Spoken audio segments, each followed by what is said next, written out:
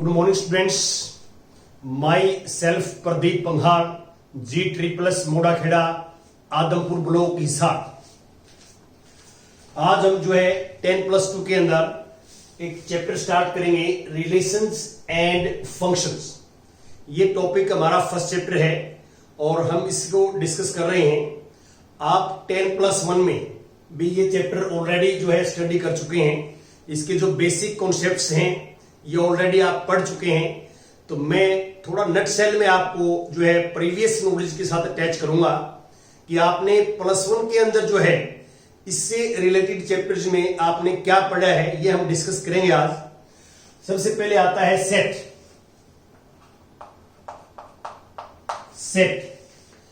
तो you know that A well defined collection of objects is called a set. A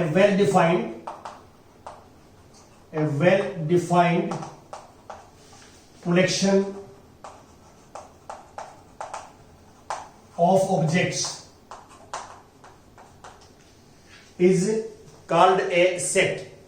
एक well defined collection. देखिए यहां पे कुछ बच्चे कंफ्यूज रहते हैं कि वेल डिफाइंड का मीनिंग क्या है। जो निश्चित हो, जो चेंज नहीं हो सकता, जो फिक्स है, तो उसको हम बोलते हैं वेल डिफाइंड। फॉर एग्जाम्पल्स, यदि मैं आपको एक एग्जाम्पल देता हूं, जैसे एग्जाम्पल फर्स्ट कि a collection of novels, a collection of novels written by the writer Munshi Premchand.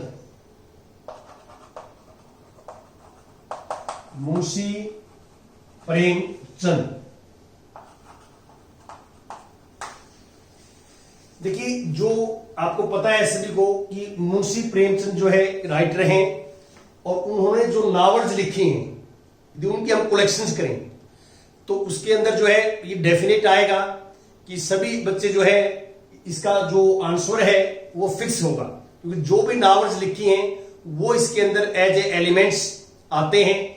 तो दिस इज वेल डिफाइंड, ये वेल डिफाइंड है और दिस इज ए सेट, ये सेट है। और we take another example, say two, this is a collection of the collection of 10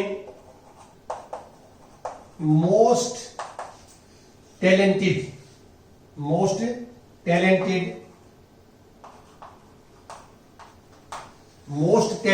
writers of India।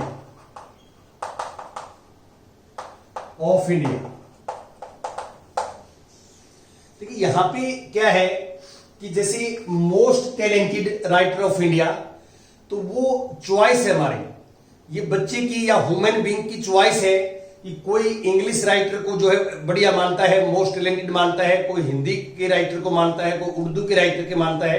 तो बहुत सारी लैंग्वेजेस ऐसी हैं हमारी, वो अलग अलग यहाँ पे जो है डिफरेंट जो है ह्यूमन बीइंग्स की जो है थिंकिंग हो सकती है, राय हो सकती है। तो ये जो आपको सेंटेंस दिया हुआ है, this is not well defined, ये वेल डिफाइंड नहीं है। तो वेल डिफाइंड का मीनिंग आप देख रहे हैं कि जो फिक्स हो, डेफिनेट हो, तो वेल डिफाइंड है, और जो नॉट डेफिनेट मतलब इनडेफिनेट हो तो वो नॉट ए सेट। तो ये ऑलरेडी आप +1 में करते हैं। इसके बाद हम पढ़ाते थे आपको कि रिप्रेजेंटेशन ऑफ सेट।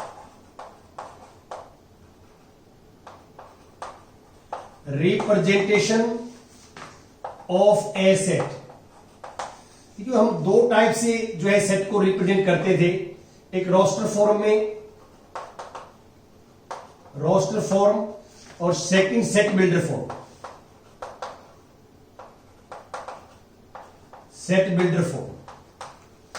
आप रोस्टर फॉर्म को लिस्टिंग फॉर्म भी बोलते थे, लिस्टिंग फॉर्म। तो इनके डिफरेंट नाम्स बुक्स में आपने ऑलरेडी पढ़े हैं। तो रोस्टर फॉर्म में एग्जांपल लेता हूं, देखिए मैंने एक सेट लिया, सेट को हम कैपिटल लेटर से डिनोट करते हैं, और करली ब्रैकेट्स जो मिडिल ब्रैकेट्स है, आप आमतौर पे 3 ब्रैकेट्स पढ़ते हैं। This is known as open bracket, this is known as close bracket and this is known as curly brackets। Curly brackets.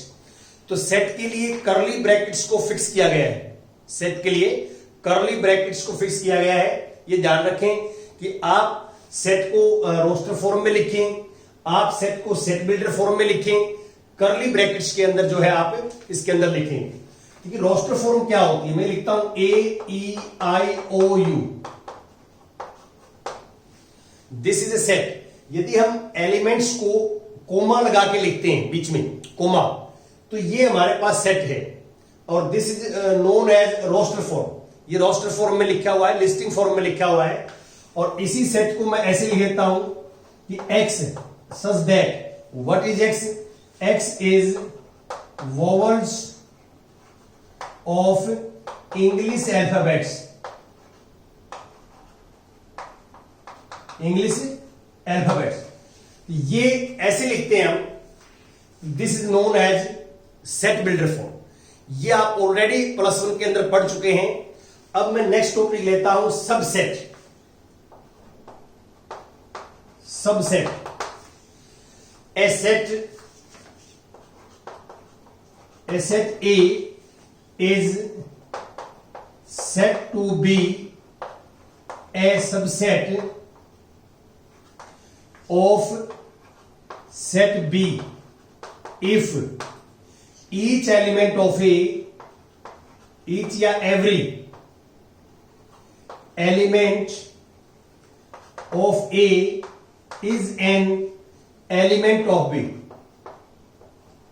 element of B।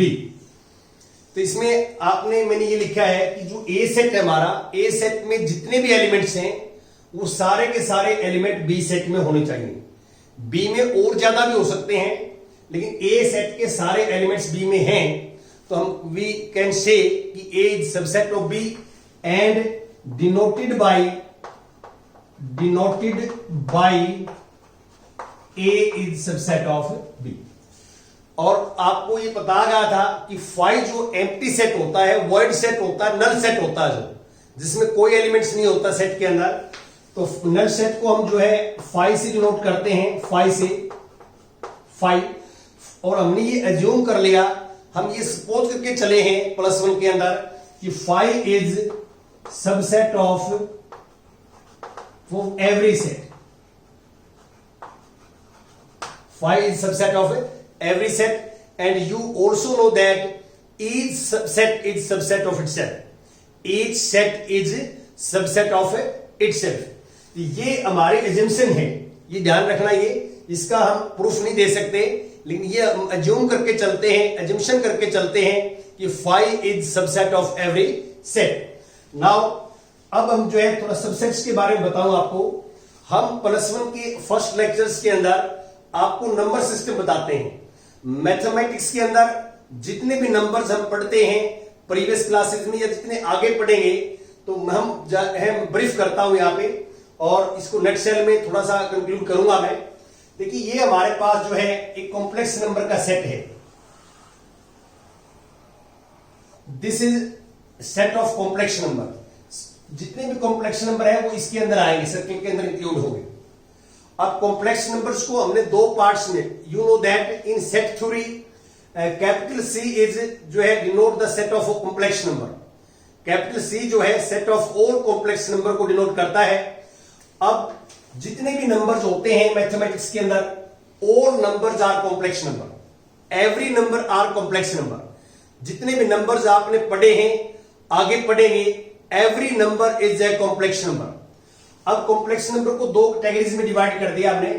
एक तो हमारे पास आ जाएगा नेचुरल जो है रियल नंबर्स, और सेकंड नॉन रियल नंबर। जो इस circles के अंदर आएंगे या इस इलिप्स के अंदर आएंगे तो वो रियल नंबर हैं, और जो बाहर रह जाएंगे यहां पे वो नॉन रियल नंबर है, इमेजिनरी नंबर ही बोलते हैं आप, कि ऑलरेडी कॉम्प्लेक्स नंबर में पढ़ चुके हैं आप। और अब आर को जो है हमने दो कैटेगरीज में डिवाइड कर दिया, आर को रैशनल नंबर और इरेशनल नंबर। रैशनल नंबर को हम क्यों लिखते हैं, Q is set of rational number, R is set of real number. तो क्यों जो है रैशनल नंबर का सेट है, और रैशनल नंबर की डेफिनेशन आपको ऑलरेडी पता है आपको, a number of the form written in P by Q, Q not equal to 0 and P and Q are integers. और इसके अंदर हम ये भी करते हैं कि HCF of P and Q is 1 higher classes के अंदर, क्योंकि हम P by Q को सिंपलेस्ट फॉर्म में कन्वर्ट करते हैं। मैथमेटिक्स आपको पता है कि ये सिंपलेस्ट फॉर्म के अंदर ही आपने इसका जो है आंसर लिखना होता है। अब सिंपलेस्ट फॉर्म में कन्वर्ट जरूर कर लेंगे। वैसे 2/4 भी रैशनल है, 1/2 भी रैशनल है। 2/4 and 1/2 they are same number, कोई डिफरेंस नहीं है। अब क्यू जो है सेट ऑफ रैशनल नंबर होता है जो इस सर्कल के अंदर आ जाएंगे, एलिप्स के अंदर आ जाएंगे, वो रैशनल है। और जो आर के अंदर, क्यू से बाहर और आर के अंदर है, वो इरेशनल है। इरेशनल को हम सेट थ्योरी में टी से नोट करते हैं, याद हो तो आपको टी से नोट करते हैं। अब इसमें नेक्स्ट हमारे पास आता है, अब रैशनल नंबर्स को हमने दो कैटेगरीज में डिवाइड कर दिया। रैशनल नंबर्स को इंटीजर्स और नॉन इंटीजर्स। तो इंटीजर्स को हम जेड लिखते हैं, आपको पता है integer is noted bye Z. और नॉन इंटीजर जो फ्रैक्शनल नंबर होते हैं, जैसे 3/2 है जिसको हम 1.5 लिख सकते हैं।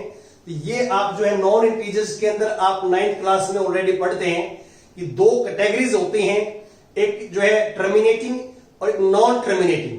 और नॉन टर्मिनेटिंग के अंदर भी दो कैटेगरीज हैं, जो है non terminating non recurring, non terminating recurring. तो वो जो पॉइंट्स के अंदर आते हैं, जो दशमलव के अंदर आते हैं पॉइंट्स के अंदर, तो वो जो है नॉन इंटीजर कहलाते हैं। वो जो है जेड के अंदर इंटीजर। अब इंटीजर्स की हमने 3 कैटेगरीज कर दी, एक positive, negative integer, positive integers और zero. Zero is neither positive nor negative. Zero means nothing. Zero मतलब जो है एक नंबर है और उसमें कुछ है नहीं। Zero is neither positive nor negative और zero is always even integer, even भी है। अब हम यहां पे करेंगे this is natural number, natural numbers. और इसमें नेचुरल नंबर से ऊपर लिख देंगे whole numbers, W. Natural number से इसमें लिख सकते हैं हम यहां पे डब्ल्यू, डब्ल्यू। तो आप इसको सीक्वेंस में सबसेट की सीक्वेंस देखें कि एन जो है N is subset of W, W is subset of Z और जेड इज सबसेट ऑफ जो है Q and Q is subset of R and R is subset of C. ये हमारे पास सीक्वेंस बनती हैं। ये हम ऑलरेडी +1 की बुक्स में आप जो है देख लेंगे, पढ़ लेंगे। तो ये हम जो है अब नेचुरल नंबर्स को भी हमने आगे कैटेगराइज किया हुआ है, unit number, composite number and prime number. Unit number क्या है कि a number is said to be a unit number if it has exactly 1 factor. Only 1, mathematics के अंदर only 1 is a unit number. And prime number, a number is said to be a prime if it has exactly 2 factors, 2 different factors. And a number is said to be composite if it has at least 2 factors, at least 2 factors. तो ये हमारे पास जो है number system होता है, जो आप ऑलरेडी आपको पता होना चाहिए, और ये सीक्वेंस होती है। अब मैं नेक्स्ट जो बात करता हूं आपसे, an ordered pair, an ordered pair, an element A B. देखो यहां पे ये इंटरवल नहीं है, ये ध्यान रखना। ये इस तरह का सिंबल्स हम जो है मैथमेटिक्स में इंटरवल्स, ओपन इंटरवल के लिए यूज करते हैं। और every interval is subset of R, ये आपको पता है। लेकिन यहां पे ये ऑर्डर्ड पेयर है, ये ध्यान रखना कि an element of this such that A और बी डिफरेंट एलिमेंट्स भी हो सकते हैं, और for all A B belong to A, same set भी हो सकता है, सेम सेट और डिफरेंट भी हो सकते हैं। A belong to A set, B belong to B set भी हो सकता है, दोनों सेम सेट भी हो सकते हैं। ये an element this is called an ordered pair, ordered pair, इसको हम ऑर्डर्ड पेयर बोलते हैं। और इन जो है ध्यान रखना आप सेकंड के अंदर कि ये ए बी जो है not equal to B if A not equal to B. यहां पे हम ये कह सकते हैं पर्टिकुलर केस में कि 1 2 not equal to 2 2 1।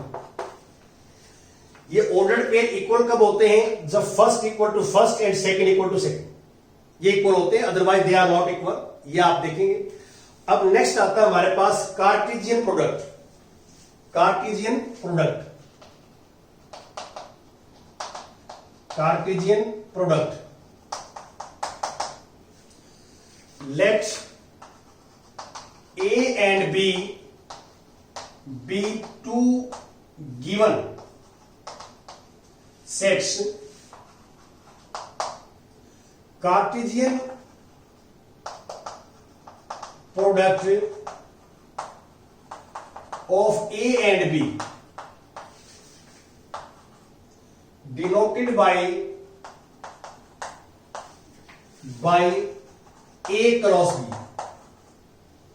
This is known as Cartesian product of A and B and defined as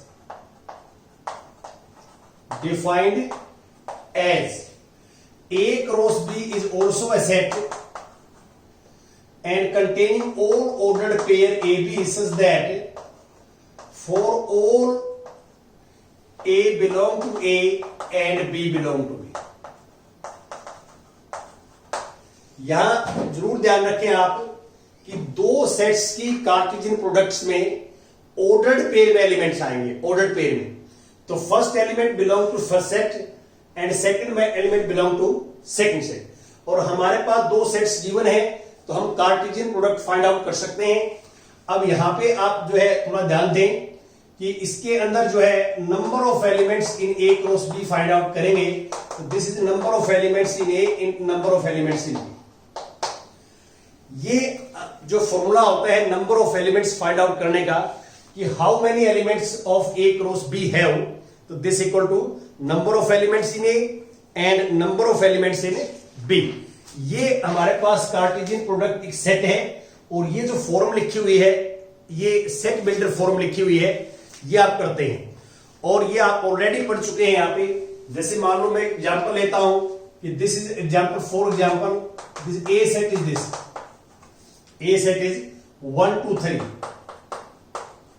and B set is 3 4 5, ये है। तो we want to find A cross B. This is set, first element belong to A and second element belong to B. Ordered pair में elements आएंगे तो 1 3 1 4 1 5, second 2 3 2 4 and 2 5, और आगे same ऐसे 3 3 3 4 and 3 5 and bracket. ये हमारे पास एग्जांपल है। आप एलिमेंट्स वेरीफाई कर सकते हैं कि ए क्रॉस बी में 9 एलिमेंट्स हैं और this is 3 into 3, this is 9। ये फॉर्मूला वेरीफाई आप कर सकते हैं। अब मैं बात करता हूं रिलेशन की। What is relation? हम जिस टॉपिक पे डिस्कस करना चाहते हैं वो रिलेशंस क्या है। Relation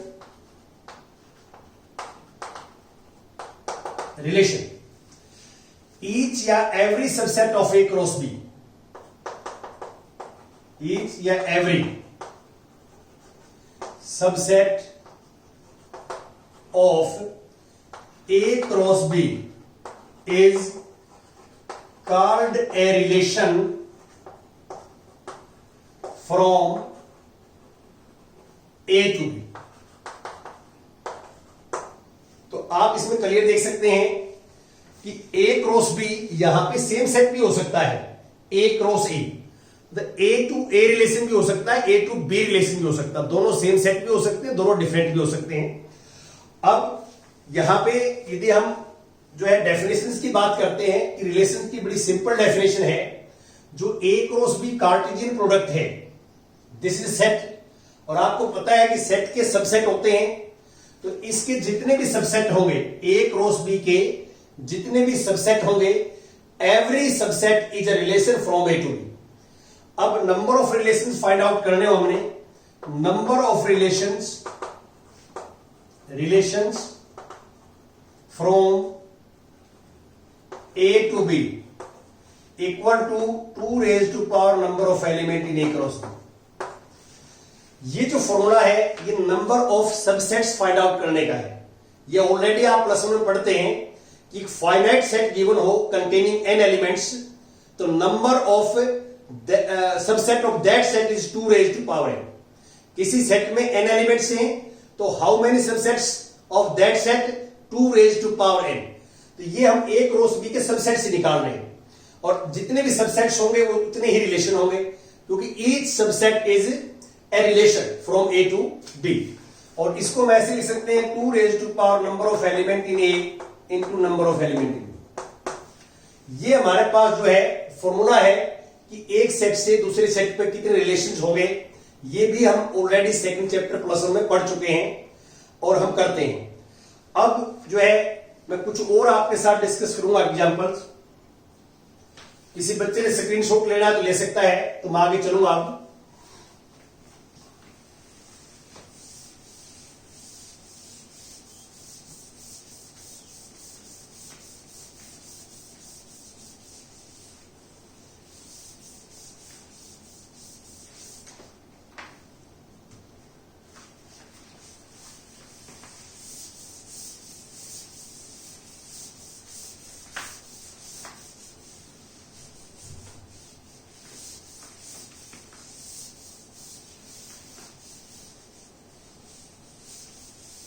now we take an example is this, is this relation is relation 1 1 R is set, not a relation, this is set 2 2 3 3 and 1 2 and 2 1। This is set R in the set this containing 1 2 3। This relation is the set, this is a relation। तो हमसे question में क्या पूछा गया है कि ये आपको एक सेट गिवन है सेट बिल्डर फॉर्म में, और हमें ये पूछा गया है कि क्या ये रिलेशन है इस सेट के ऊपर डिफाइन है। तो रिलेशंस जो है आप इस बात का ध्यान रखें कि ये डेफिनेशन जो मैंने बताई है, अब रिलेशंस को हम ऐसे नोट कर सकते हैं इसके अंदर कि R is relation from A to A। Relations का मीनिंग क्या होता है, A टू B, सॉरी यहां A टू B है, और this is set A and this set B। अब A सेट्स के एलिमेंट्स का रिलेशन B सेट्स के एलिमेंट के साथ होता है। जैसे कि A एलिमेंट इसका है और B एलिमेंट इसका है, तो रिलेशंस का मीनिंग क्या होता है कि A फर्स्ट सेट के एलिमेंट्स का रिलेशन सेकंड सेट के एलिमेंट के साथ होता है, और ये हमारे पास जो है relation R from A to B। इसको ऐसे लिखते हैं, और इसका मीनिंग ये है कि R is relation from A to B, तो दैट इज, इसका मीनिंग क्या है, R is subset of A cross B। ये ध्यान रखें आप। अब यहां पे हम ये सपोज कर लेते हैं सॉल्यूशन में, सॉल्यूशन कि दिस इज लेट A 1 2 3, ये सेट में A सपोज कर लेता हूं। नाउ अब हमने चेक करना है कि R इस सेट पे रिलेशन है या नहीं। अब रिलेशंस की डेफिनेशन याद हो गई तो आप इसको चेक कर सकते हैं। डेफिनेशन यहां से बनेगी कि A क्रॉस A का सबसेट, यहां सेम सेट है A, तो A to A relation check करना हमने, तो we first find A cross A। This is Cartesian product of A and A, तो दिस इज 1 1 1 2 1 3 एंड 2 1 2 2 2 3 और 3 1 3 2 3 3। ये आ जाएगा हमारे पास। यहां यदि किसी बच्चे को डाउट है तो एक बार और लिख लें आप। अब इसका मीनिंग क्या है, A क्रॉस A का फर्स्ट एलिमेंट भी A का और सेकंड एलिमेंट भी A का है, तो हमने 1 के साथ ये तीनों लेंगे, फिर 2 के साथ ये तीनों लेंगे, 3 के साथ तीनों लेंगे। तो ये कार्टेशियन प्रोडक्ट आप प्लस वन में करते थे। अब आप देख सकते हैं clearly R is subset of A cross A। आप देख सकते हैं जो R सेट है इसके सारे के सारे एलिमेंट्स एक रो से में लाई करते हैं, आप चेक करके देख सकते हैं। और each element of R is an element of A cross A, तो by definition we can say R is subset of A cross A. ये हमने, और डेफिनेशंस क्या कहती है रिलेशंस की, if R is subset of A cross A, तो this implies R is a relation from A to A, this is a relation, ये relation है। अब थोड़ा सा इसको मैं और कंटिन्यू करता हूं, इसका तो हमने जो है आंसर दे दिया। अब आगे के लिए मैं थोड़ा सा इसको और कंटिन्यू करता हूं कि देखिए आप क्लियर फर्स्ट पार्ट में कि जो हमारे पास सेट है ए टू ए रिलेशन है, तो ए में 3 एलिमेंट्स हैं, तो आप क्लियर देख सकते हैं इसमें ए टू ए और दिस आर, तो आप 1 का 1 के साथ रिलेशन है, 2 का 2 के साथ रिलेशन है, 3 का 3 के साथ रिलेशन है। आप देखिए आर रिलेशन है तो 1 का 1 के साथ है, 2 का 2 के साथ है और 3 का 3 के साथ है। ये आगे बात करेंगे हम। अभी हम क्या कर रहे हैं कि ए में जितने भी एलिमेंट हैं उनका प्रत्येक एलिमेंट का अपने आप के साथ जो है रिलेशन है। Each element of A is related to itself, related to itself. तो ये भी आपने जो है किया होगा यहां प्लस में कि 1 1 2 2 and 3 3, this belong to R. आप डायग्राम से देख सकते हैं, यहां से देख सकते हैं। तो इसका मीनिंग ये हुआ कि जो हमारे पास फर्स्ट सेट ए है, तो इसमें जितने भी एलिमेंट्स हैं उनका अपने आप के साथ रिलेशन है। तो इस रिलेशंस को हम नाम देंगे, इसका नाम है स्पेशल्स, वो मैं लेटर ऑन डिस्कस करूंगा आपके साथ। सेकंड हम क्या कर सकते हैं, यहां देखिए जितने भी मान लो ए और बी का रिलेशन है इसमें, जैसे 1 और 2 का रिलेशन हम मान के चले बिलोंग टू आर, तो this implies 2 1 belong to R. तो आप देखिए 1 2, हम ये सपोज करके चले कि 1 का 2 का रिलेशन है, वहां दिया हुआ देखो 1 का 2 के साथ रिलेशन है, तो इसको रिवर्स कर दें हम, 1 और 2 को इंटरचेंज कर दें, तो 2 का 1 के साथ क्या रिलेशन है, यस है। तो इसमें जितने भी एलिमेंट्स गिवन है आपको, जितने भी एलिमेंट्स गिवन है, यदि उनको हम इंटरचेंज करें, ए और बी को आपस में इंटरचेंज कर दें, फर्स्ट एलिमेंट जो है सेकंड एलिमेंट फर्स्ट की जगह आ जाएगा, फर्स्ट सेकंड की जगह चले जाएगा। तो ये ऐसा है। तो इसको हम यदि इन जनरल लिखें तो हम ये लिखेंगे let A B belong to R, तो implies B A belong to R. For all A B belong to set is ए।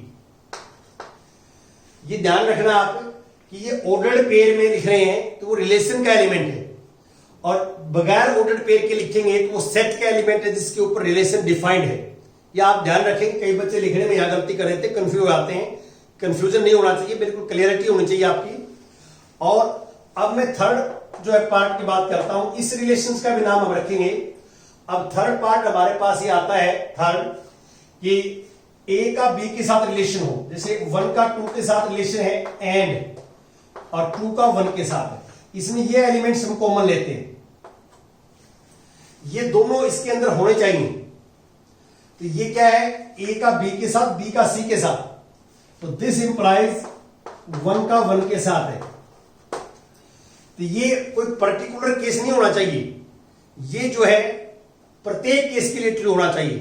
तो आपने जो ये ऑर्डर्ड पेयर है फर्स्ट 2, ये हम सेट से लेके चलेंगे, जो आपके पास रिलेशन है उससे लेके चलेंगे, और इन दोनों से हम ये प्रूव करके दिखाएंगे। तो यहां पे प्रूव करने की जरूरत इसलिए नहीं है कि ऑब्वियस प्रूव है, इसमें हमें दिखाई दे रहा है, हम क्लियरली जो है इसको अंदर ऑब्जर्वेशन कर सकते हैं कि ऐसा है। और आप करना चाहें जैसे 2 का 2 के साथ है, 2 का 2 के साथ है एंड, और 2 का फिर 1 के साथ है, ये 2 कॉमन होना चाहिए। मेन चीज ये है, इन दोनों का रिलेशन क्या है कि A to B and B to C. इसका मीनिंग क्या है, 2 का 2 के साथ रिलेशन है और 2 का 1 के साथ रिलेशन है। तो फिर हमारे पास हम क्या करके दिखाएंगे, 2 का 1 के साथ होना चाहिए, 2 का 1 के साथ होना चाहिए। तो देखो वहां 2 का 1 के साथ है क्या, ये रहा। तो इस तरह के हम बहुत सारे मतलब जो है पेयर ले सकते हैं कि 2 एलिमेंट्स लें, वो आर के हों और बी उनमें कॉमन हो तो हम ए का सी के साथ जो है चेक कर सकते हैं। ये भी हम जो है प्लस वन में कुछ इंट्रोडक्टरी पार्ट में पढ़ चुके हैं, 2 एग्जांपल्स थे वहां पे, क्वेश्चंस थे। तो अब जो है यदि ऐसा प्रत्येक एलिमेंट्स के लिए है, ये कोई पर्टिकुलर केस नहीं बता रहा मैं आपको, ये इन जनरल बता रहा हूं आपको कि ये प्रत्येक के लिए ऐसा हो। तो यदि ऐसा है कि प्रत्येक फर्स्ट सेट, हमारे फर्स्ट सेट के जितने भी एलिमेंट्स हैं उनका सबका अपने आप के साथ रिलेशन है, कोई भी एलिमेंट बचना नहीं चाहिए इसका, तो इसको बोलते हैं हम रिफ्लेक्सिव रिलेशन। रिफ्लेक्सिव रिलेशन यदि ऐसा है, सेम एलिमेंट का सेम एलिमेंट के साथ रिलेशन है, जितने भी एलिमेंट इस सेट में हैं उनका सबका प्रत्येक इसका अपने आप के साथ रिलेशन है, तो जैसे ये मैंने लिखा है, तो ये रिफ्लेक्सिव रिलेशन कहलाता है। और यदि हम ए का बी के साथ लेके चलें और बी का ए के साथ भी सेट में है, ऐसा कोई भी ऑर्डर्ड पेयर नहीं होना चाहिए इसमें, एक सिंगल ऑर्डर्ड पेयर भी ऐसा ना हो कि हम इंटरचेंज करें और उसमें ना हो। प्रत्येक ऑर्डर्ड पेयर को हम इंटरचेंज करते हैं तो एक नया ऑर्डर्ड पेयर भी इसके अंदर होना चाहिए, तो हम कहेंगे this is known as symmetric relation. ये सिमेट्रिक है, सिमेट्रिक रिलेशन इसका नाम है, ये सिमेट्रिक रिलेशन। और यदि ऐसा हो तो हम कहेंगे ट्रांजिटिव रिलेशन। Transitive relation. तो नेक्स्ट जो है लेक्चर के अंदर हम इसके अंदर एक कुछ एग्जांपल जो और आपके साथ जो है इसके अंदर अटैच करेंगे और आपको डिटेल में इनकी डेफिनेशंस और वो डिस्कस करेंगे। Thank you very much.